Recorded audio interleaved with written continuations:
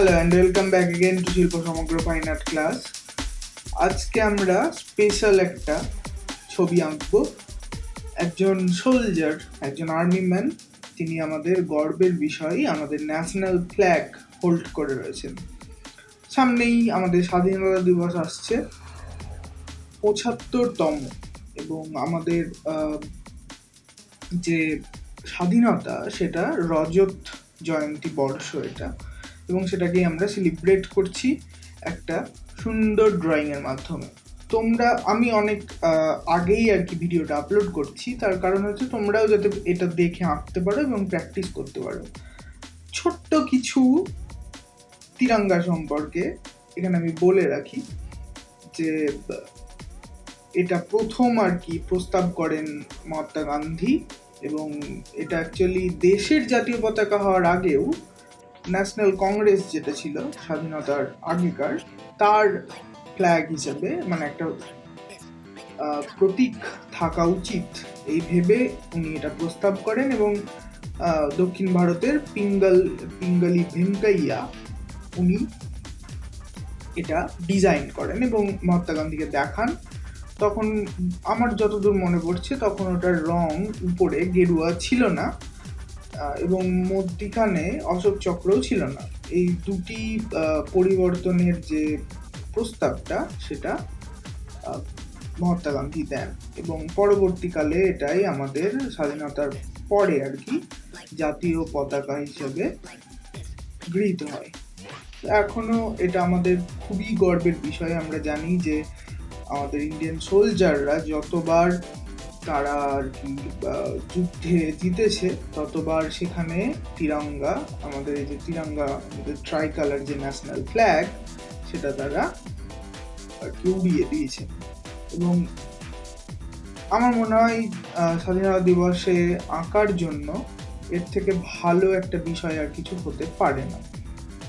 এটা আমাদের ন্যাশনাল প্রতীকও বটে, আমাদের জাতীয় প্রতীকও বটে, এক ধরনের জাতীয় চিহ্নও বটে।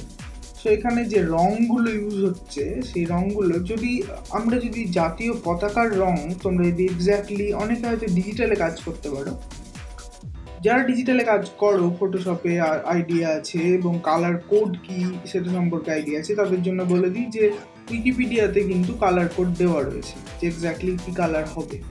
আর এখানে আমি যখন রং করছি, আমি রাত্রিবেলা ছবিটা এঁকেছি, সুতরাং একটুখানি ব্রাইটনেসটা বেশি মনে হচ্ছে, লাইটটা খুব ডাইরেক্ট পড়ার কারণে। এটা যে আর্মির ক্যামোফ্ল্যাজ যে রংটা হয় সেটা করার আমি চেষ্টা করেছি, এবং একটা আর্মি ক্যারেক্টার, সুন্দর কিউট একটা আর্মি ক্যারেক্টার, সে একটা ন্যাশনাল ফ্ল্যাগ হোল্ড করে রয়েছে। সো আপকামিং যে ন্যাশনাল আমাদের একটা বড় উৎসব, সেটা হচ্ছে ইন্ডিপেন্ডেন্স ডে, এবং সেখানে আমরা আমাদের যত স্বাধীনতা সংগ্রামী যারা নিজেদের প্রাণ দিয়েছেন তাদেরকেও শ্রদ্ধা জানাচ্ছি, এবং যারা আমাদের স্বাধীনতার উত্তরকালে, স্বাধীনতার পরে আর কি, যারা নিজেদের প্রাণ দিয়ে আমাদের দেশকে রক্ষা করেছেন, আমাদের দেশের সুরক্ষা বজায় রেখেছেন, তাদেরকেও এই ভিডিওটা তাদের উদ্দেশ্যে ডেডিকেটেড। সো আমি চাই আর কি তোমরা ভিডিওটা একটু আর্লি দেখতে পাও এবং সেটার থেকে নিজেরাও প্র্যাকটিস করতে পারো। এবং এটার আমি একটা কাট করে রেখেছি, সেটাকে খুব সুন্দর করে আমি সাইড দিয়ে কেটে ওটা একটা স্টিকার টাইপের বানিয়ে রেখেছি, যেটা আমি ছাঁটিয়ে নেব। সো যাই হোক, এবং এটার যে স্টিকারটা রয়েছে সেটাও তোমরা অ্যাজ ইউজুয়াল পেতে পারো, আমার কাছে রয়েছে, তোমরা যদি চাও আমি তোমাদেরকে সেটা প্রোভাইড করতে পারি। সো দেখতে থাকো ভিডিও। এবং আঁকার আজকে খুব একটাই গুরুত্বপূর্ণ ক্লাস নয়, আজকে অনেকটাই গুরুত্ব আমরা স্বাধীনতা দিবস এবং তার সাথে আমাদের যে সমস্ত নস্টালজিয়া বলো, আমাদের যে ফিলিংস বলো, আমাদের যে গর্বের বিষয় বলো, সেই সমস্তগুলোই আজকে আমাদের বেশি আর কি এখানে কাজ করছে।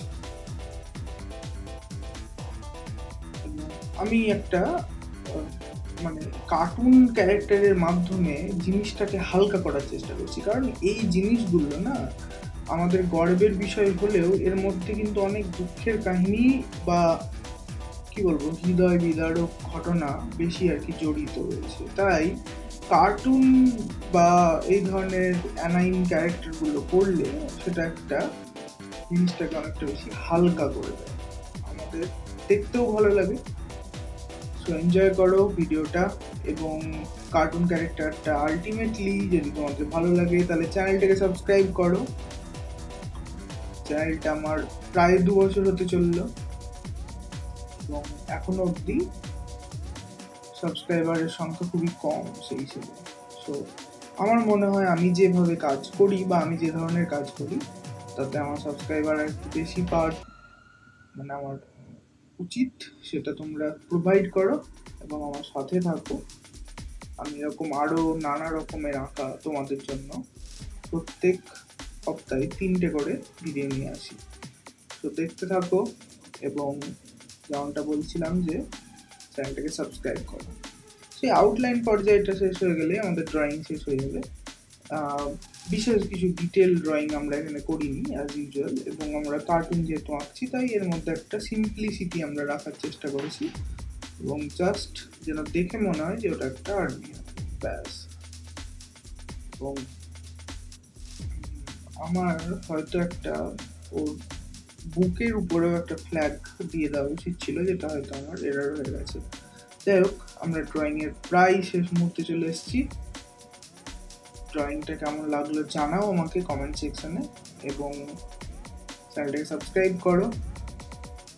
আজকের মতো টাটা, এবং আগামী স্বাধীনতা দিবসের অনেক শুভেচ্ছা।